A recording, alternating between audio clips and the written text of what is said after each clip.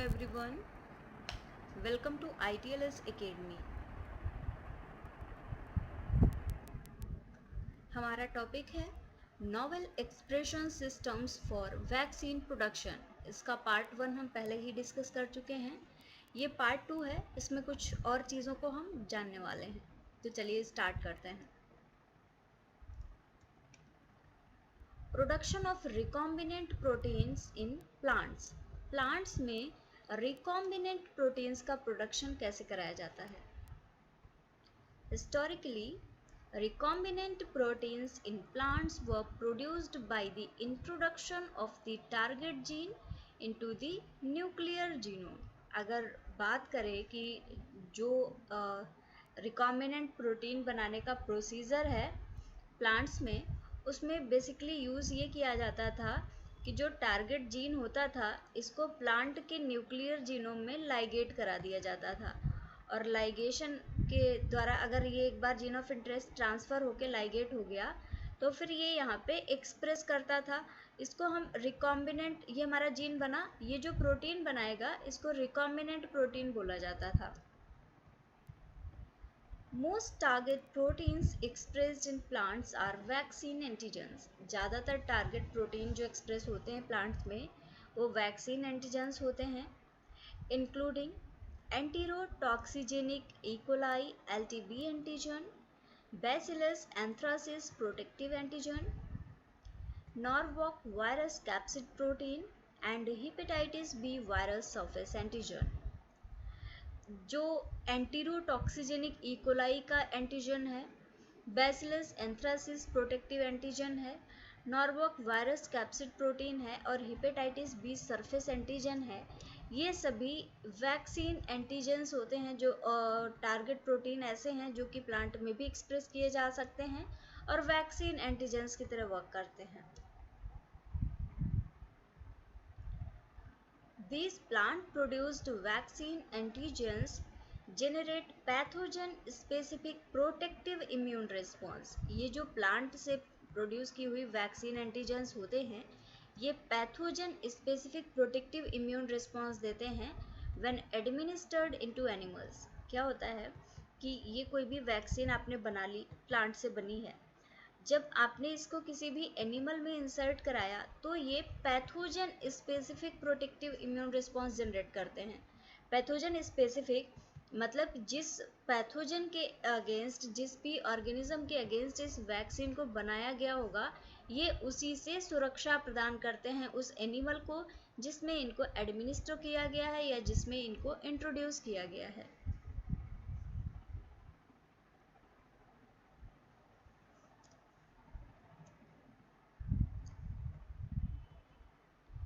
Besides transgenic plants, plant RNA viruses are being used as a vector for foreign protein expression। अगर transgenic plants की बात हम छोड़ दें तो ट्रांसजेनिक प्लांट्स के अलावा कुछ प्लांट RNA वायरसेस भी हैं जिनको कि फॉरेन प्रोटीन एक्सप्रेशन के लिए वेक्टर की तरह यूज़ किया जाता है। The availability of infectious cDNA clones। cDNA clones की availability, small genome size, ease of genetic manipulations and short time in which a target protein can be expressed make this strategy particular attractive। अब जो plant RNA viruses है इनको क्यों use किया जा रहा है? क्योंकि ये जो RNA वायरसेस होते हैं ये इजिली cDNA बना सकते हैं। cDNA क्या होता है? Complementary DNA. कॉम्प्लीमेंट्री डीएनए वो डीएनए होता है जो आरएनए से बनता है। मोस्टली डीएनए हमेशा डीएनए से बनता है, लेकिन कुछ केसेस में कुछ वायरसेस के पास में ऐसी कैपेबिलिटी होती है कि वो आरएनए से डीएनए बना देते हैं। इस प्रोसेस को बोला जाता है रिवर्स ट्रांसक्रिप्शन, और जो डीएनए बन के तैयार होता है उसको बोला जाता है कॉम्प्लीमेंट्री डीएनए। तो इनको जो प्लांट आरएनए वायरसेस हैं इनको वेक्टर की तरह यूज़ किया जाना काफ़ी इजी था और काफ़ी अट्रैक्टिव स्ट्रैटेजी थी, क्योंकि इससे cDNA क्लोन्स इजीली बनाए जा सकते थे। इसका जीनोम साइज़ काफ़ी छोटा होता है। जेनेटिक मैनिपुलेशंस इसमें बहुत आसान है। जब जीनोम साइज बहुत छोटा है तो जेनेटिक मैनिपुलेशंस भी इजीली किए जा सकते हैं, और टारगेट प्रोटीन के एक्सप्रेशन में टाइम भी बहुत कम लगता है।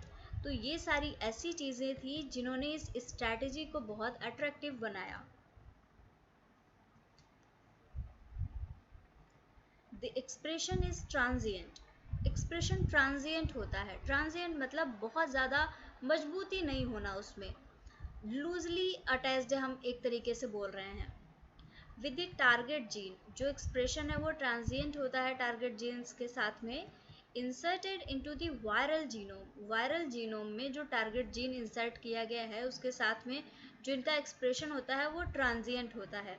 माना कि ये आपका जो वायरल जीनोम है ये वो है, और मैं कलर चेंज करके लेती हूँ, और ये हमारा है टारगेट जीन, ग्रीन कलर से टारगेट जीन दिखाया है। और इनके बीच का जो इंटरेक्शन है, ये जो बाइंडिंग हुई है, ये जो इंटरेक्शन है इनके बीच का, इस इंटरेक्शन की बात हो रही है कि ये जो इंटरेक्शन होता है ये ट्रांजिएंट होता है। और ये जो टारगेट जीन के साथ में आपका जीन ऑफ इंटरेस्ट जुड़ा है, आपका ये टारगेट जीन है जिसमें कि आपने अपने जीन ऑफ इंटरेस्ट को इंसर्ट कराया है। तो अब ये जीन ऑफ इंटरेस्ट जिस भी प्लांट में या एनिमल में ये जाएगा तो वहाँ पे ये एक्सप्रेशन करेगा, तो इसका एक्सप्रेशन जो होगा वो ट्रांजिएंट एक्सप्रेशन होगा। The transgene is amplified. अब ट्रांसजीन क्या है, जो आपका का पूरा वेक्टर है जिसमें आपका जीन ऑफ इंटरेस्ट भी है और जो टारगेट जीन है वो भी है, ये पूरा का पूरा जब एम्पलीफाई होता है इसको ट्रांसजीन बोला जाता है, और इसके एम्पलीफिकेशन को ट्रांसजीन एम्पलीफिकेशन बोला जाता है। And the recombinant protein is produced, और जो रिकॉम्बिनेंट प्रोटीन है वो बनेगी। रिकॉम्बिनेंट क्यों? क्योंकि आपका यहाँ पे टारगेट और जीन ऑफ इंटरेस्ट दोनों ही है। इसका जो आरएनए बनेगा वो भी ऐसा ही होगा कि उसमें भी दोनों चीज़ें हों, और जो प्रोटीन बनेगी वो भी रिकॉम्बिनेंट प्रोटीन होगी कि उसमें जो आपका टारगेट जीन है उसका भी पार्ट होगा और जो आपका जीन ऑफ इंटरेस्ट है उसका भी पार्ट होगा।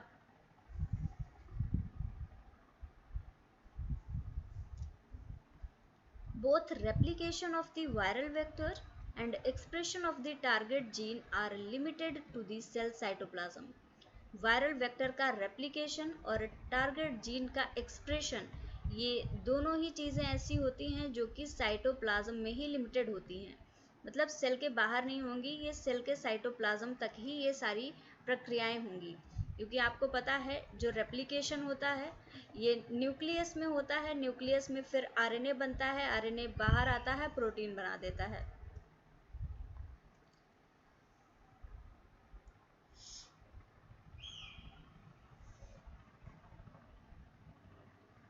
The most commonly used approaches for producing soluble protein antigens are the following. Soluble protein antigens को बनाने के लिए कुछ अप्रोचेस यूज़ की जाती हैं, उनमें से यहाँ पे दी गई हुई हैं दो। पहली है replacing non-essential viral gene such as coat protein with target sequence। कोई भी वायरस है इसके पास में कोट प्रोटीन होती है, तो अगर आपको सोल्यूबल प्रोटीन एंटीजन बनाने हैं तो आप क्या करेंगे, आपका जो जीन ऑफ इंटरेस्ट है या जो आपका टारगेट सीक्वेंस है उसको रिप्लेस कर देंगे इस कोड प्रोटीन से। कोड प्रोटीन की जगह पे आपका टारगेट सीक्वेंस आ जाएगा। एक ये स्ट्रैटेजी है। दूसरी क्या है, inserting target sequences into the viral genome as an additional gene. देखिएगा ये आपका वायरस है और ये वायरस का जीनोम है। अभी आपने क्या करना है,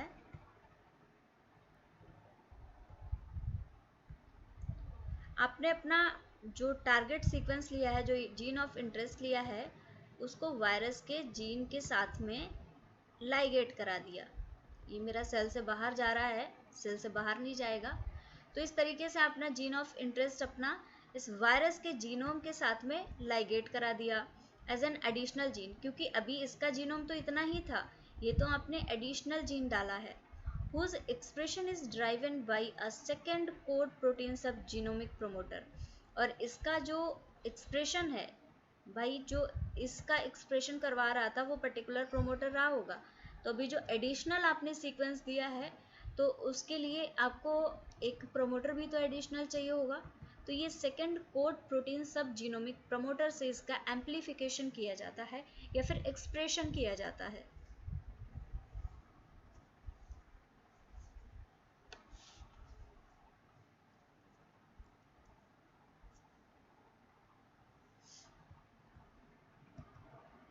Another approach that is most frequently used with plant viruses is based on fusing known target peptide epitope to the viral coat protein to obtain virus-like particles।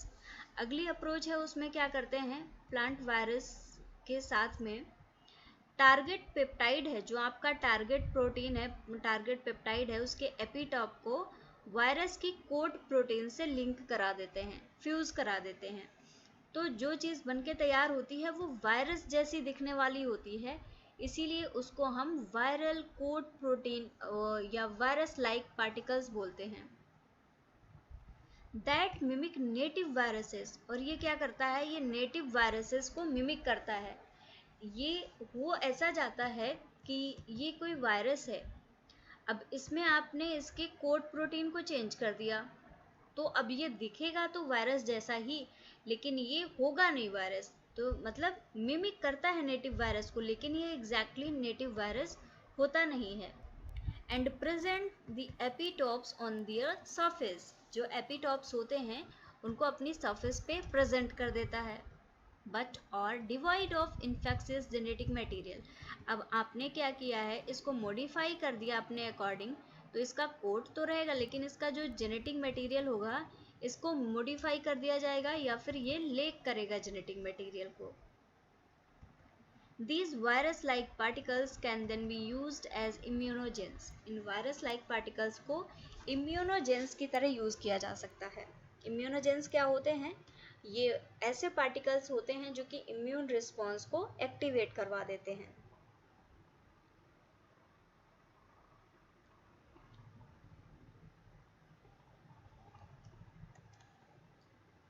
अब है लॉन्च वेक्टर सिस्टम।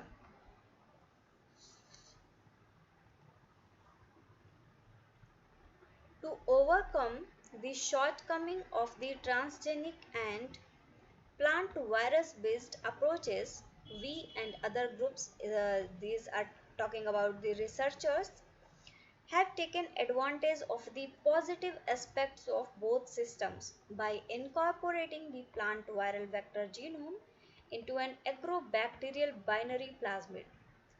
हुआ क्या, अब ये जो ट्रांसजेनिक प्लांट है और plant virus है, इन दोनों को मिला के एक अप्रोच बनाई गई। इनके जो कुछ ड्रॉबैक्स थे, कुछ शॉर्टकमिंग्स थे, जो कुछ कमियां रह जा रही थी, उनको कम करने के लिए क्या किया गया, दोनों ही सिस्टम की पॉजिटिव चीज़ें ले ली गई। जो ट्रांसजेनिक सिस्टम था और जो प्लांट वायरस बेस्ड अप्रोच थी, इन दोनों की पॉजिटिव चीज़ों को लिया गया। इसमें क्या किया गया, plant viral vector genome, plant के वायरस का जीनोम ले लिया गया और फिर इसको ग्रो कराया गया एक प्लाज्मिड में, एग्रोबैक्टीरियल बाइनरी प्लाज्मिड, इसमें ग्रो कराया गया। ये बना launch vector system. In this launch vector system, ये देखिएगा फिगर दिखाया गया है लॉन्च वेक्टर कैसे हुआ। पहले मैं डायग्राम ही दिखा देती हूँ आप लोगों को। ये लॉन्च वेक्टर है, देख सकते हैं आप, इसमें क्या क्या सेगमेंट्स हैं। इसमें क्या किया गया, introduction of launch vector into Agrobacterium tumefaciens, पहले लॉन्च वेक्टर को बना लिया गया। इसमें वायरस के जो प्लांट वायरस था उसका जीनोम ले लिया गया और इसके अलावा ये बाइनरी प्लाज्मिड लिया गया। अब ये आपका लॉन्च वेक्टर बन के रेडी हुआ। अब इसको क्या कराना है, इसको एग्रोबैक्टीरियम ट्यूमिफेसिन में ग्रो कराया गया, इसको इंट्रोड्यूस कर दिया गया, बैक्टीरिया की ग्रोथ हुई। ग्रोथ करने के बाद में कहाँ जाएगा ये, वैक्यूम इनफिल्ट्रेशन, वैक्यूम इनफिल्ट्रेशन की प्रोसेस हुई। इंक्यूबेट किया गया इसको 3 to 7 days के लिए। अब इंक्यूबेशन के बाद में जो प्रोटीन है, इतने दिन का टाइम मिला, इतने में डीएनए का रेप्लिकेशन हुआ, आरएनए बना, आरएनए से प्रोटीन बनी, प्रोटीन का एक्सप्रेशन हो गया।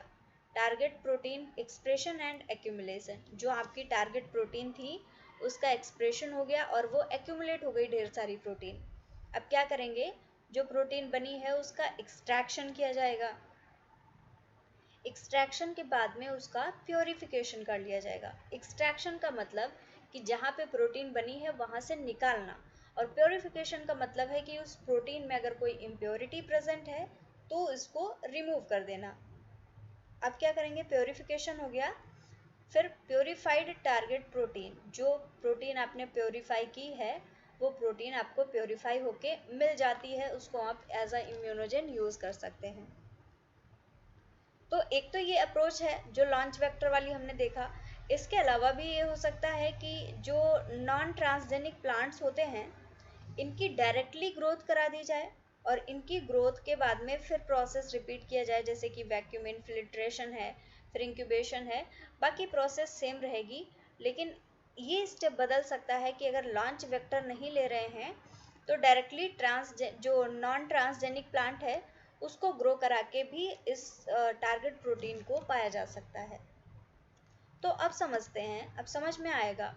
In this launch vector system, figure हमने देख लिया, the target gene is engineered so that it replace the code protein coding sequence. देखिएगा यहाँ पे टारगेट एंटीजन है, इसने क्या किया, कोड प्रोटीन को जो कोड करने वाला प्लेस था उसको रिप्लेस कर दिया और यहाँ पे टारगेट एंटीजन आ गया। And agrobacterium is used to introduce millions of copies of the launch vector, और फिर agrobacterium का यूज किया गया बैक्टीरिया को ग्रो कराने के लिए।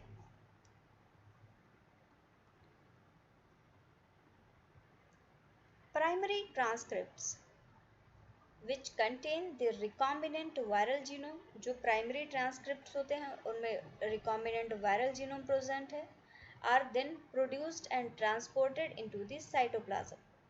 जैसे जो डीएनए है, डीएनए का रेप्लिकेशन कहाँ होता है, न्यूक्लियस में, डीएनए ने आरएनए बना दिया।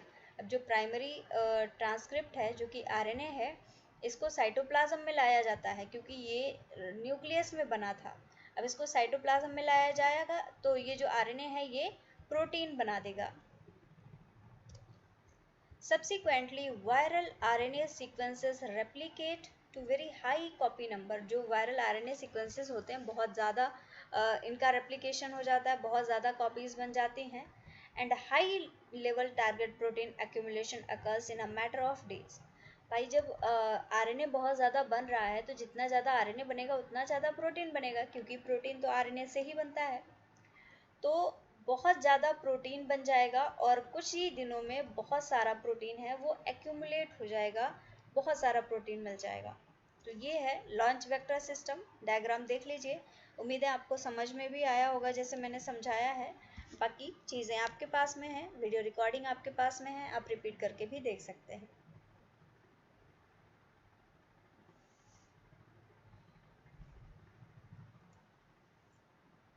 इस फिगर को यहाँ पे एक्सप्लेन भी किया गया है, मैंने एक्सप्लेनेशन भी रखा है। Schematic diagram of tobacco mosaic virus based launch vector system for the production of vaccine antigen in non transgenic plant। Non transgenic plant में वैक्सीन का प्रोडक्शन कैसे कराया जा रहा है, इधर से बैक्टीरिया को ग्रो करा लिया और इधर से नॉन ट्रांसजेनिक प्लांट को ले लिया, फिर इसका वैक्यूम इनफिल्ट्रेशन कराया गया। Left border and right border, जो LB एंड RB है, ये LB है, ये RB है, इसका मतलब है बॉर्डर, लेफ्ट और राइट बॉर्डर्स हैं। For of the tDNA in the Agrobacterial binary vector, जो एग्रोबैक्टीरियम का वेक्टर है जिसमें आपने अपना टारगेट एंटीजन इंट्रोड्यूस कराया है, ये उसके जो बॉर्डर्स हैं उनका नाम है। This tDNA is transferred into the nuclei of the plant cell। इस tDNA को प्लांट सेल्स के न्यूक्लियस में ट्रांसफर किया गया। Following agrofiltration, 35S promoter from cauliflower mosaic virus that drives transcription of the transgene. cauliflower mosaic virus को भी लिया गया जो कि ट्रांसक्रिप्शन करवाता है। नॉट एस है, देखिएगा यहाँ पे दिया भी है, ये नॉट नॉस्टी है। नॉस्टी का मतलब है नॉन ट्रांसक्रिप्शनल टर्मिनेटर। ये एक टर्मिनेटर है जो कि फ्रॉम एग्रोबैक्टीरियम नोपालाइन सिंथेस जीन, जो कि एग्रोबैक्टीरियम नोपालाइन सिंथेस जीन के लिए है। 126 183 kDa ये वेक्टर है आपका 126 या 183 kDa का, किलो डाल्टन का। ये है replicase protein of tobacco mosaic virus required for replication of the virus. ये वो पार्ट है जो कि रेप्लिकेशन में मदद करेगा। एमपी है मूवमेंट प्रोटीन, यहाँ पे आपको एमपी भी दिख रहा है। ये है मूवमेंट प्रोटीन, ये क्या करेगा, required for cell to cell movement, एक सेल से दूसरी सेल में मूवमेंट के लिए रिक्वायर्ड होगा। Arrows indicate positions of subgenomic mRNA promoter. यहाँ पे आप देख सकते हैं ये एरोज दिखाए गए हैं, ये प्रमोटर का डायरेक्शन बता रहे हैं। And the target antigen replaces the code protein coding sequence. जो टारगेट एंटीजन है ये कोड प्रोटीन को कोड करने वाले सीक्वेंस को हटा के उसकी जगह पे जुड़ जाता है। जहाँ पे ग्रीन कलर का आप देख रहे हैं, पहले यहाँ पे कोड प्रोटीन को कोड करने वाला यहाँ पे सीक्वेंस रहा होगा, लेकिन उसको रिप्लेस कर दिया गया अपने टारगेट एंटीजन के द्वारा।